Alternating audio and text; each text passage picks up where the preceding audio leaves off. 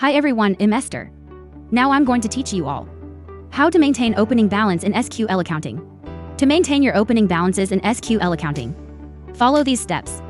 Go to GL General Ledger and select Maintain Opening Balance. Here, you'll enter all the necessary opening balances for your accounts. When keying in the amounts for assets, liabilities, and equity, make sure that the account codes and descriptions are correct. Also, ensure that each amount is entered in the correct column, either debit or credit, depending on the account type. Typically, assets go under the debit column. Liabilities and equity go under the credit column. If any amount, code, or description is entered incorrectly, or if a value is placed under the wrong column, the final total will not balance. So, it's important to double-check everything carefully. Once all information is entered, you can preview the balance sheet to verify that everything is accurate and properly balanced.